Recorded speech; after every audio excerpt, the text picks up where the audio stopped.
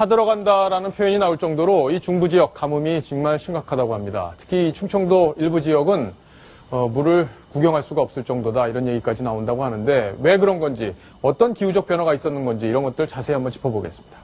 김민창 기자. 네. 자, 일단 어느 정도로 가뭄이 심각한지 그것부터 진단을 해봐야겠네요. 그렇습니다. 충청남도 지역이 특히 심각한 지역인데 지금 저희가 표를 준비했습니다. 중부 지역의 강수량이 정말 최저입니다. 올해 1월 1일부터 10월 1일까지 누적 강수량을 계산을 해봤더니 평균적으로 예년에는 1200mm 정도의 비나 눈이 내려야 되는데 올해는 서울 경기 지역 같은 경우는 43%밖에 내리지 않았습니다. 그리고 그 다음이 충남이 평년에 50% 정도 내렸고요. 그리고 전남이라든지 부산 경남 지역 남부 지역 같은 경우는 그나마 상황이 조금 괜찮은 상황입니다. 80% 정도 되는데 이 중에서도 서울 경기가 43%라서 수치적으로는 가장 가뭄이 심한 지역이라고 나타나지만 서울 경기 같은 경우는 소양강댐도 있고요. 충주댐도 있기 때문에 그다음에 생활용수라든지 농업용수를 쓰는 데 있어서 조금 풍부한 편입니다.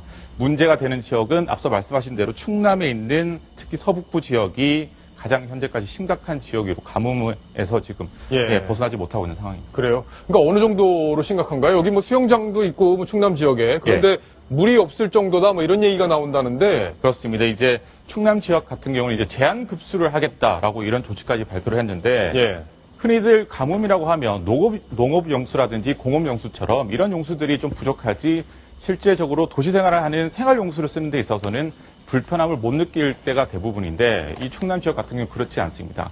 보시면 식수 공급 저수율도 22%밖에 현재 남아있지 않고요. 그리고 예당 저수지 같은 경우에는 농업용수를 저수하는 곳인데 여기도 19%밖에 남아있지 않습니다. 그래요? 이러다 보니까 서산이라든지 일부 지역에서는 시나 군에서 운영하는 수영장 같은 경우에는 사실상 일부 시간을 제한해서 운영을 하고 있고요. 심지어는 샤워 시설도 물을 제한해서 쓰게끔. 그래서 헬스라든지 요가를 하고 난 다음에 땀을 흘린 채로 샤워를 하지 못하고 그냥 집으로 돌아가야 하는 이런 잊지 못할 사태도 벌어지고 있다. 참 큰일인데 비가 빨리 더 많이 좀 내렸으면 좋겠는데 자 근데 왜 이런 현상이 벌어지는지 그 이유를 좀 짚어봐야 될 텐데 저희가 그래픽으로 좀 기후 관련 얘기를 좀 준비를 했죠? 네, 그렇습니다. 이제 18년 만에 슈퍼 엘니뇨라는 이제 제목을 뽑았는데 슈퍼 엘니뇨? 그렇습니다. 엘니뇨라는 게 사실상 해수면의 온도가 다른 해수면보다 한 0.5도 이상 조금 6개월 이상 지속되게 높은 걸 이제 뜻하는 건데 슈퍼 엘니뇨라고 하니까 0.5도가 아니고 2.2도 이상 현재까지 높은 겁니다. 18년 만에 최고의 엘니뇨인데 이 엘니뇨 현상이 발생하면 자연스럽게 북태평양 고기압이 약화가 되는 겁니다. 그래요? 북태평양 고기압이 제대로 발생을 하고 우리 한반도 지역까지 올라와 줘야 강수가 내리고 장마라든지 태풍까지 발생을 하는데 이 북태평양 고기압이 약화되다 보니까 한반도 중부 지역까지 올라오지 못하게 되는 겁니다. 기껏해서 올라와봤자 남부 지역까지밖에 올라오지 않고요. 그렇기 때문에 현재 중부 그리고 충남 지역에 있어서 가뭄 현상이 계속해서 벌어지고 있는 겁니다. 그렇군요. 올 봄에 박근혜 대통령이 왜 강화도에 가서 논에다 물 댄 적 있잖아요. 그 영상으로 저희도 소개를 해드렸는데 그것도 가뭄 때문에 그때 그랬던 건데. 그렇죠. 6월에 강화도를 찾아서 박근혜 대통령이 직접 호수를 들고 논에 물을 뿌리는 그때 모습이 그때 바로 저 영상이죠. 그렇습니다. 자, 근데 저 때 이제 한참 모내기 할 때 이제 물을 댄 건데 지금 보니까 야, 사진이 완전히 대조적입니다. 이 대통령이. 그렇죠. 지난달에 찍은 사진인 것 같은데요. 왼쪽에 보시는 논이 그때 6월에 박근혜 대통령이 직접 찾아가서 호수를 들고 논에 물을 뿌린 논이고요. 그리고 반대쪽에 보시는 논이 일반 논인데 저 때는 저게 물을 뿌리지 않았습니다. 대통령이. 그렇다 보니까 눈에 보시는 것처럼 확연하게 벼가 어느 정도 자랐는지 눈에 띄게 차이가 나죠.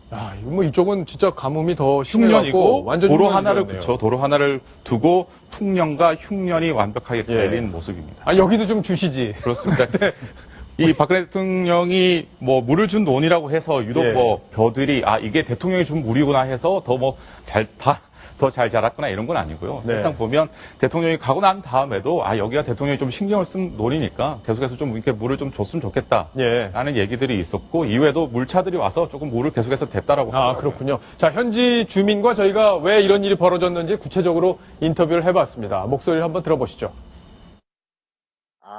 박 대통령이 물 준 데도 아주 잘 되진 않았어요. 대통령이 다녀가신 후로 물을 낼 수 있도록 논에다 물을 채워줘라. 이래가지고 이제 논에다 물을 채우고, 이제 소방차가 못 들어가는 구역이 있어요. 그런 데는 물을 파줘요. 대통령이 물 준 그 건너편 논은 안 나오는 지역이기 때문에 못했을 것이고,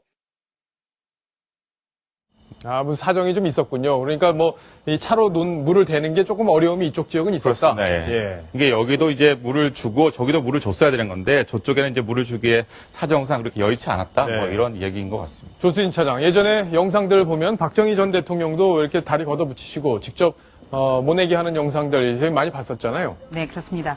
제가 어릴 때만 해도 기억이 나는데요. 박정희 전 대통령은 해마다 모내기 행사에 바지를 걷고 또 보리대 모자를 쓰고 저렇게 바지를 지금 걷었겠죠. 네, 예, 걷지는 바지를 않으셨고요. 걷고 예. 걷고라고 했는데요. 예, 걷고 저렇게 같이 함께 함께 나누는 그런 모습을 보여줘서 많은 사람들에게 참 감동을 줬습니다.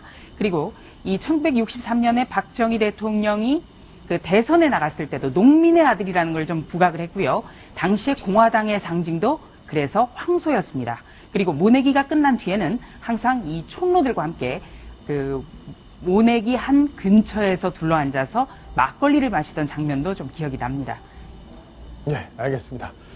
가뭄이 빨리 해갈이 돼야 될 텐데 주말에 비 소식이 있는데 충남 지역 지금 물이 많이 모자르다고 하니까 그쪽만 좀 비가 더 왔으면 좋겠네요. 자, 다음 소식으로 넘어갑니다. 이제 다음 소식은 바로 이겁니다.